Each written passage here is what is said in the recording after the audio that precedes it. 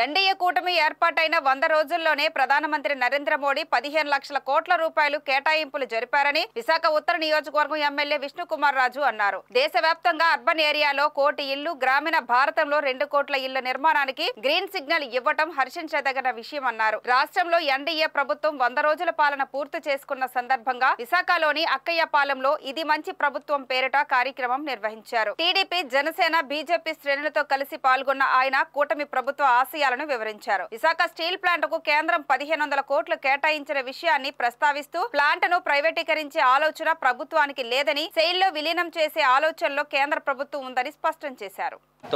15 లక్షల కోట్ల రూపాయలు ప్రాజెక్ట్స్ శాంక్షన్ చేయడం జరిగింది. ఇది 15,000 కోట్లు కాదు, 15 లక్షల కోట్ల రూపాయలు శాంక్షన్ చేయడం జరిగింది.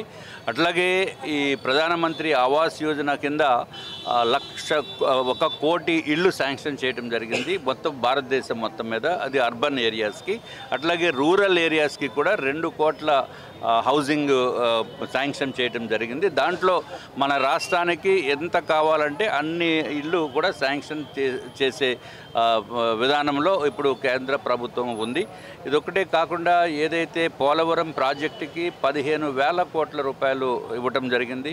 అట్లాగే ఇంకొక 1,500 కోట్ల రూపాయలు అమరావతి రాజధాని డెవలప్మెంట్ గురించి కూడా ఇవ్వటం జరిగింది. ఇది ఒకటే కాకుండా ఏదైతే మన విశాఖపట్నం స్టీల్ ప్లాంట్ విషయం ఉందో, ఈ స్టీల్ ప్లాంట్కి కూడా ఈ మధ్య కాలంలో 1,500 కోట్ల రూపాయలు నిధుల్ని ఇవ్వటానికి అంగీకారము చేయటం జరిగింది.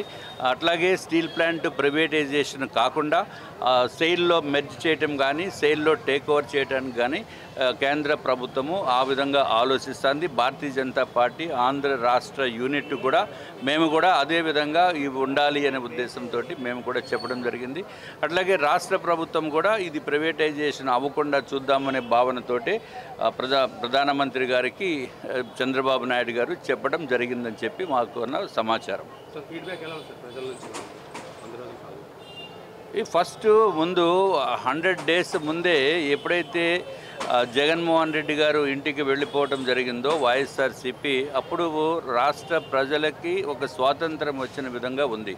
ఈ 100 రోజులు సమయంలో మెగా డిఎస్సి ఒకటి అనౌన్స్ చేయటం జరిగింది. అది సుమారు 16,457 ఉద్యోగాల గురించి, ఎవరైతే టీచర్స్ ఉద్యోగాల గురించి చేయటం జరిగింది. అట్లాగే 1000 రూపాయల పెన్షన్ ఏదైతే పెంచడం జరిగిందో ఆ 1000 రూపాయలు కూడా ప్రతి నెల 1వ తారీఖునే వచ్చి వీళ్ళందరికీ పెన్షన్దారులకి అందరికీ ఇవ్వటం జరుగుతుంది. ఇంకా పెద్ద ఎత్తున సహాయ సహకారాలు అందించడానికి కూడా ప్రభుత్వం ముందుకు వస్తుంది. కానీ దురదృష్టవశాత్తు ఈ చాలా అప్పులమయం అయిపోయిన రాష్ట్రంగా మన రాష్ట్రం ఉంది. సుమారు 13,74,000 కోట్ల రూపాయలు అప్పు అయిపోయింది. అట్లాగే ఎవరైతే ఈ పెన్షన్స్దారులు ఉన్నారో వాళ్ళకి కూడా పెద్ద ఎత్తున పెన్షన్స్ పెంచుతున్నారు. ఇంత డబ్బు అయిపోయినప్పటికీ కూడా ఇంకా ఎవరైతే ఇళ్ళు గురించి పెట్టుకోవాలో వాళ్ళందరికీ కూడా ఇళ్ళు వచ్చే కార్యక్రమం కూడా చేపడుతుంది. ఇది డెఫినెట్గా చాలా బాగుంది అనేది ప్రజల అభిప్రాయం. కేంద్రం తాజాగా తీసుకొచ్చిన ఎన్పిఎస్ వాత్సల్య పథకం కానీ పిల్లలకి, అలాగే ఆయుష్మాన్ భారత్, ప్రజలు ఎక్కువ ప్రచారం కల్పిస్తే బాగుంటుంది. డెఫినెట్గా అది మా కేంద్ర ప్రభుత్వ పథకాలు చాలా ఉన్నాయి. దురదృష్టవశాత్తు ఆ ప్రచారం మాత్రము మేము చేయవలసిన రీతిలో చేయలేకపోవటం జరిగింది. ఇప్పుడు తప్పనిసరిగా ఆ విధమైన ప్రచారం చేయాలి. ఎందుకంటే ప్రచారం చేస్తేనే కానీ ప్రజలకి తెలియదు. ప్రజలకి తెలిస్తేనే కానీ ఆ పథకాలు తాలూకా లబ్ధి వాళ్ళకి చేకూరదు. కాబట్టి ఫర్ ఎగ్జాంపుల్ ఏదైతే ఆయుష్మాన్ భారత్ ఉందో, ఆయుష్మాన్ భారత్ పథకం ప్రకారము కేవలము ఉచితంగా వాళ్ళు నమోదు చేసుకోవచ్చు. దాని వలన మోర్ దెన్ 70 ఇయర్స్ ఉన్నప్పటికీ కూడా వాళ్ళకి 5 లక్షల రూపాయలు మెడికల్ ఇన్సూరెన్స్ కింద కవరేజ్ ఉంటుంది. కాబట్టి ఇవన్నీ కూడా డెఫినెట్గా మేము దానిపైన దృష్టి పెట్టాలి అనే ఉద్దేశంతో మేము Bharatiya Janata party membership programme ఒకటి పెట్టడం జరిగింది. దాంట్లో జాయిన్ అవ్వడానికి డబ్బులు ఏమీ కట్టవలసిన అవసరం లేదు.